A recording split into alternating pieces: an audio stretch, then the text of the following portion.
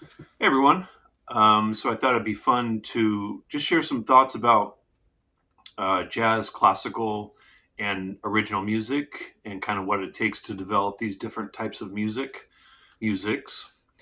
Since I am, basically devoting my life to these areas, and for those don't that maybe don't know, I've been a jazz musician and an original musician for most of my life.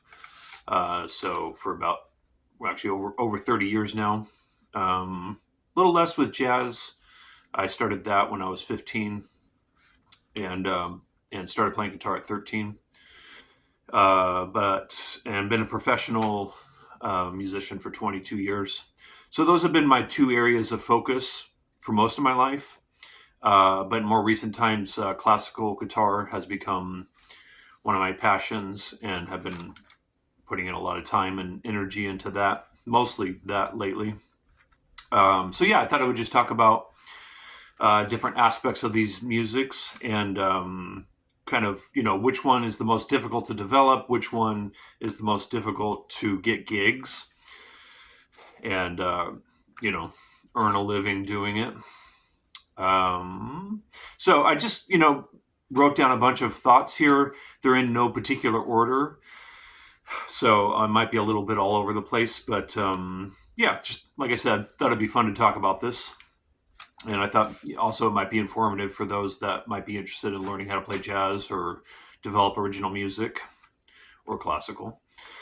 Jazz and classical at this point have been decoded to some degree. Both styles of music um, are still evolving.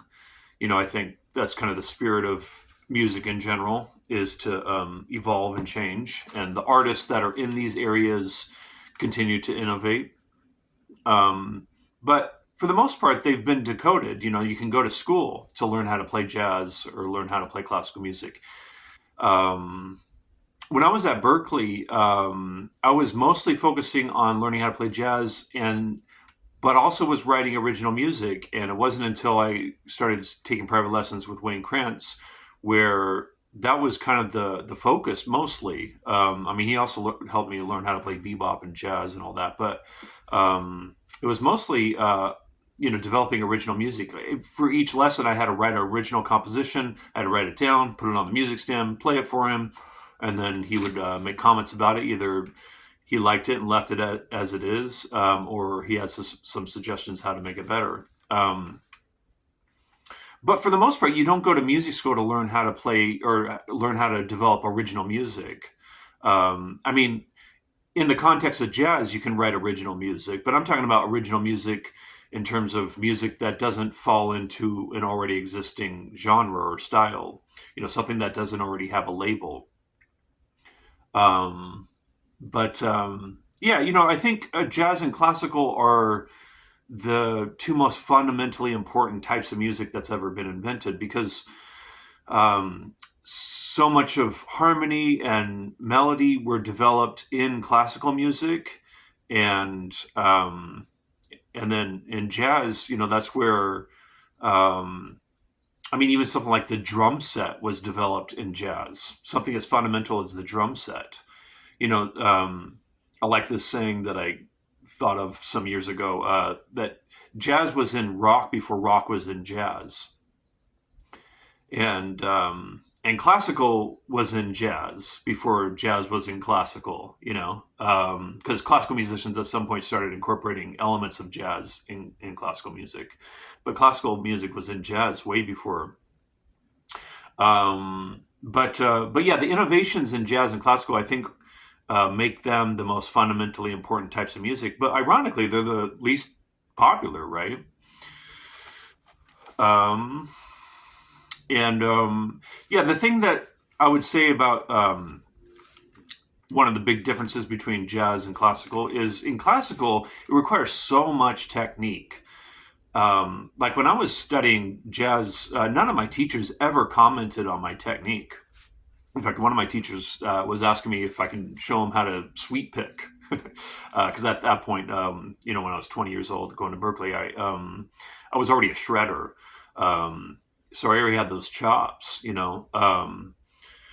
But in classical guitar, I mean, teachers are constantly talking about students' technique and how they can improve their technique here and there, and so it just requires way more technique. But in jazz, it's more of a like you have to learn so much in terms of like kind of concepts.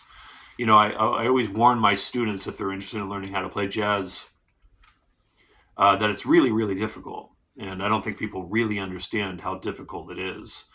Um, but that's one of the big differences. Jazz is kind of more conceptually difficult, particularly because of the improvising um, within the context of moving harmonies, and you have to play with good time, and you have to come up with good ideas, and you have to have an understanding of bebop vocabulary. You have to know arpeggios up and down, scales up and down, chromatic approaches, playing bitonally. I mean, it just goes on and on and on conceptually. And so you have to know the fingerboard inside and out. You have to know music theory kind of inside and out. You have to really develop your ears to hear all the intervals and the functions and the ideas and cop stuff from records. And but in classical, it's a lot of just focusing on other people's compositions, so repertoire and technique. Like as a classical guitar player, that's what I focus on, is developing technique and repertoire. There's not as much of an emphasis on learning theory on the fingerboard. You get into that, but not to the degree that a jazz musician does. There's this saying that I don't know if some of you have heard this because it's based off of a study, that it takes 10,000 hours to become an expert at anything. I question that as it relates to music. I think it takes to become an expert jazz musician or classical musician. I think it takes more than 3 hours a day for 10 years, which is what that ends up being, about 3 hours a day for 10 years to become an expert. And I think it takes way more than that to become an expert jazz musician or classical musician. Um, yeah. And I mean, because I don't know anybody that hasn't done a lot more than that to become an expert in those areas. Let's see. A lot of classical musicians can improvise, um, from what they say. I forget her name. Her name is escaping me right now, but she's got a pretty big YouTube channel. Classically trained pianist. She graduated from Juilliard, and she was saying she was trying to learn how to improvise. This is after graduating from Juilliard and already establishing herself as a pianist and the whole thing. So that's pretty common in the classical world, which is so foreign to us jazz musicians, right? To not be able to improvise, like that's just like the most natural thing for us to do, right? Um, all these types of music have tons and tons of details, subtleties, complexities, um, and it not all music is like that. Um, so they're particularly difficult because of the amount of complexities and subtleties and details and everything. So they're a little bit different than some other types of music. Um, just to talk about my original stuff for a little bit, if you're interested in developing your own original music, you know, it hasn't been decoded. If you're looking to get music off the ground that's very personal, it doesn't already exist, right? So you have to create it, which just takes so much time and introspection and experimentation and knowledge and experience, and it takes so much to crack that one. And yeah, like um, my original music, um, before the age of say like 27 or 28 years old, could for the most part be categorized in kind of melodic instrumental rock, kind of music. Um, it already had some personal sensibilities, but yeah, it was kind of along those lines. with some other influences. But at 27, around 27 or 28, I gave up how I was improvising and composing completely, and I uh, just spent hours and hours a day developing an original way to compose, an original way to improvise. And so I had to really give up a lot to go down this path. And you know, out of all of them, I would say um, original music is the most difficult to develop and the most difficult to get gigs for all sorts of reasons, which I'll talk about. Um, yeah, because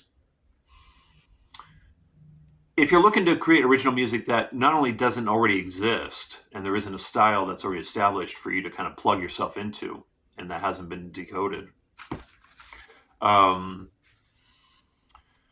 and you want that music to be at the kind of the same complexity level as complexity level same level of complexity as jazz and classical, for instance. It has all the harmonic detail and melodic detail, and it just has all those details that those styles of music have.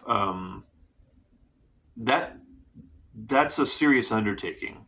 I mean, I would put in 7, 8 hours a day developing that stuff, and took a lot to get that going.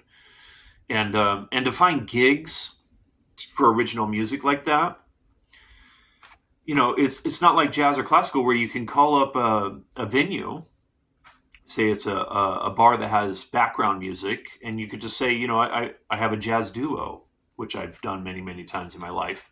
And they instantly have an idea of what you're talking about. But if you call up a place and say, I have this original music that's very personal and it has a lot of details in it and subtleties and complexities like jazz and classical, but it isn't jazz and classical, it's like people have no idea what you're talking about. And then if you send them something to listen to, very often they'll listen to it and have no idea how to relate to it, because it's something completely new, and so that's not going to help you to get the gig either. And then along with that, finding musicians that can do it. I mean, that's been a motherfucker for me. Like all the musicians that have kind of come into my musical world and where I've developed bands with, like I developed this group with this drummer named Mike Johnston. He's a well-established drummer with a pretty big name for himself, and I had to teach him how to do it. It took a lot of rehearsing and and a lot of experimentation for us to kind of get it off the ground so that we can do it together. And then we added a bass player, and there was a lot of experimentation and teaching that had to go into that to make that work as a trio. So when that group fell apart and I tried to put another group together, it kind of same thing all over again. And I've never actually been able to, at this point anyways, really get it off the ground, because nobody really knows how to do it because it takes so much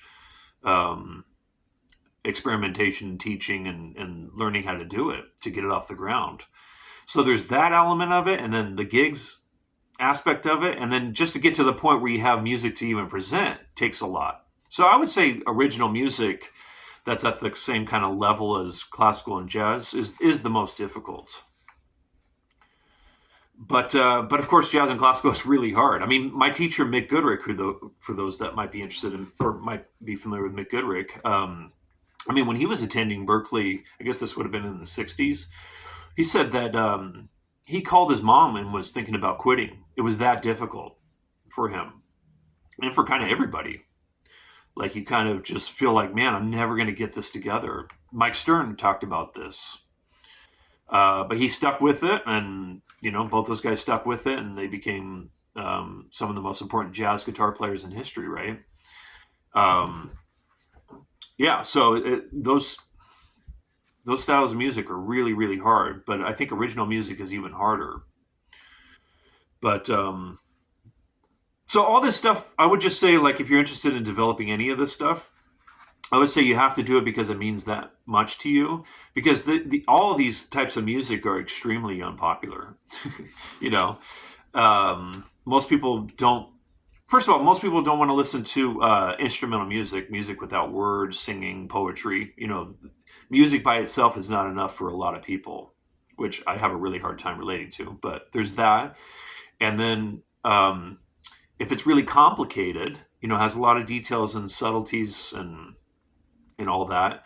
Um, Most people don't want to listen to that kind of music, um, and so that that takes jazz and classical, kind of, knocks it down to like 2% of the population or whatever it is that listens to those types of music. And then if you do original music, I mean, it takes so much to kind of convince people that this is good music to listen to, And if you have improvising in your music, that's the other thing. Most people don't want to listen to music that's improvised. Most people want to listen to compositional music. So if it's instrumental, it's complex, it has improvising, and then you add to it, it's original and doesn't have a nice, already established label to it, like jazz or classical or blues or pop or whatever. It's almost impossible. Not totally impossible, but it's getting to the point where it's almost impossible to make a living doing it.